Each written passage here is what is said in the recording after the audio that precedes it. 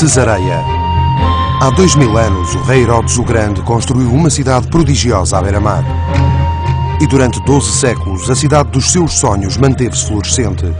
Mas a sua história, refletindo talvez o caráter do seu criador, está repleta de crueldade, violência e sangue. Pôncio Pilatos foi seu governador. São Paulo esteve lá preso. E São Pedro ajudou um centurião romano a encontrar a fé. Por fim, perdeu-se no tempo, e os seus tesouros ficaram enterrados sob a areia e sob o mar. Esta é a história da cidade perdida do rei Herodes.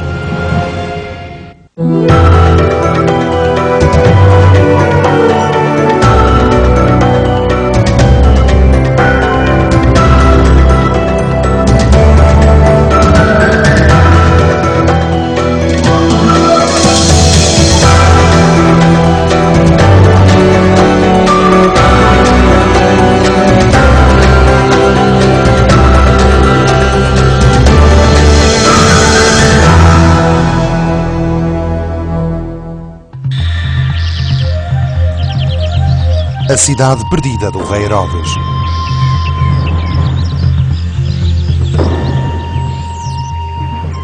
Os primeiros raios da manhã iluminam uma paisagem antiga. Um lugar cujo passado tenebroso e agitado oferece um caleidoscópio de história. Estamos em Israel, 56 km a norte de Tel Aviv, na costa mediterrânica.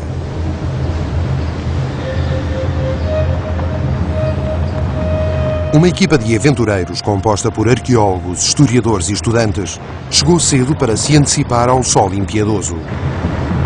A sua missão é desvendar o passado. Ainda semi-acordados, dirigem-se para várias áreas de escavações, tanto em terra como no mar, na antiga cidade portuária de Cesareia. Os seus sonhos levam-nos a caminhar pelas ruas antigas e a descobrir tesouros perdidos há milhares de anos. Desde a década de 1940 que a cidade tem vindo a revelar uma deslumbrante variedade de tesouros. A sua beleza contrasta profundamente com a vileza testemunhada pela cidade de morte e destruição.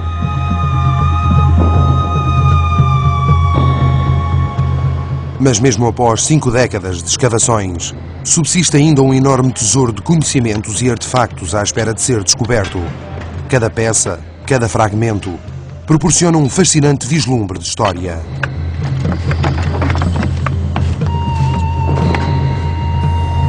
Ao longo de 1200 anos, a cidade sofreu várias transformações.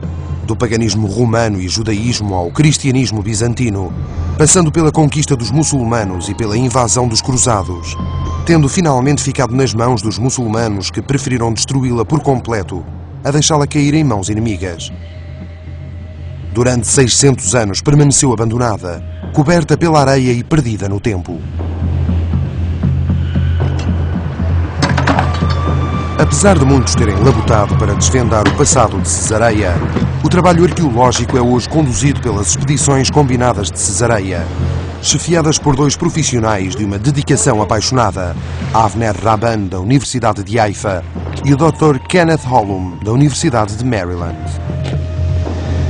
O atual centro de interesse de Hollum é um local onde há poucos anos atrás a equipa descobriu as pedras basilares do templo em honra de Roma e de Augustus, construído pelo rei Herodes o Grande. Embora o templo propriamente dito tenha há muito desaparecido, ergueu-se em tempos sobranceiro ao porto de Cesareia como símbolo majestático da aliança e da gratidão de Herodes por Roma.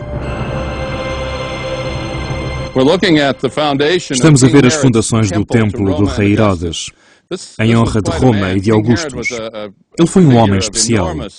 Era uma figura com enorme poder, ambição e uma habilidade para, a partir de uma situação aparentemente irremediável, construir um dos reinos mais poderosos do Império Romano. E fê-lo estabelecendo amizade com o imperador Augustus, que se tornou seu protetor. Para expressar a sua lealdade e agradecer a Augustus e aos romanos terem-no feito rei e terem-lhe dado apoio no reino da Judeia, Herodes construiu este templo em honra de Roma, a deusa pagã que personificava o Império Romano, e dedicou-o ao imperador vivo, para que fosse adorado como um Deus neste templo.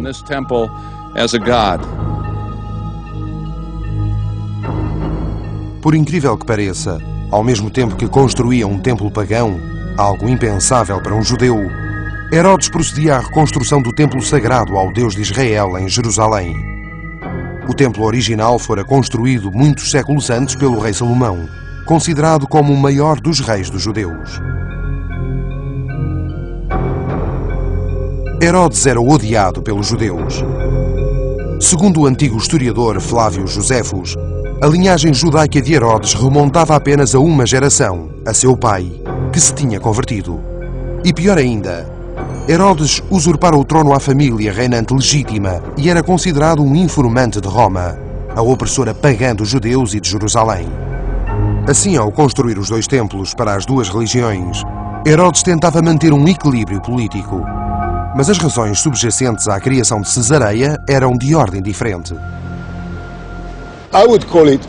Eu chamar-lhe-ia o complexo do rei Salomão, porque ele queria ser um segundo Salomão, ter a sua legitimidade, tornar-se um super-rei, um super-construtor, desenvolver um super-projeto e, por fim, enriquecer economicamente o seu reino. E foi isso exatamente o que Herodes tentou e que já no fim do seu reinado conseguiu fazer.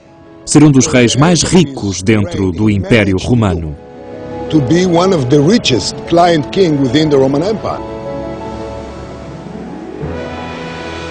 No ano 22 a.C., e com o apoio económico de Roma, Herodes iniciou a construção de Cesareia. A cidade foi edificada em conjunto com um porto artificial chamado Sebastos, que entretanto sofreu a erosão do tempo. A maior parte da bacia do porto exterior principal está hoje muito abaixo da zona de rebentação, devido a uma linha de fratura. Uma faia tectónica paralela à costa. Deve ter-se formado após um sismo, ou gradualmente, ou por ambas as razões. Tanto a cidade como o porto foram construídos no local de Torre de Strato, uma moribunda cidade helenística que, entre outras coisas, abrigava um culto de prostituição.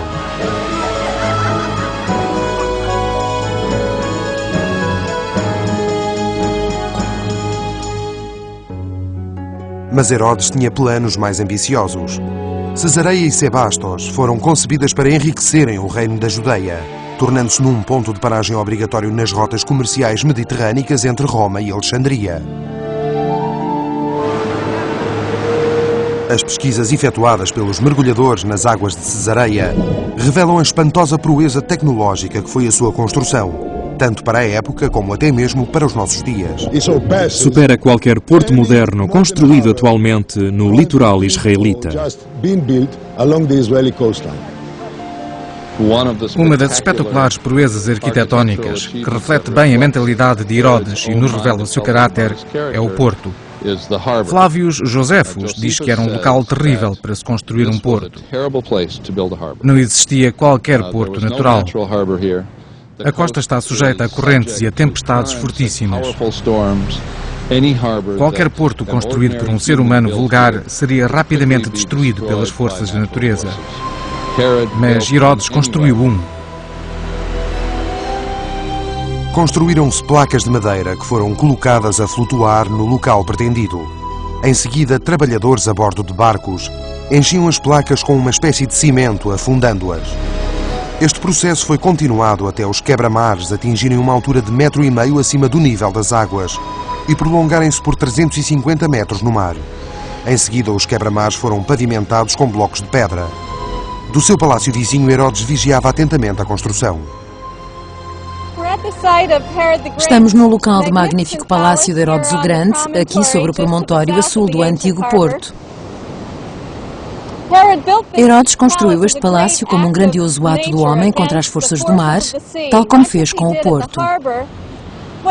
O que vemos aqui, nas rochas por baixo desta zona, era a sua residência privada, o lugar onde recebia os seus convidados pessoais, onde dava os seus jantares, onde se realizavam reuniões íntimas. Tudo isto tendo como cenário um palácio virado para o mar, com as ondas a fustigarem os flancos do edifício.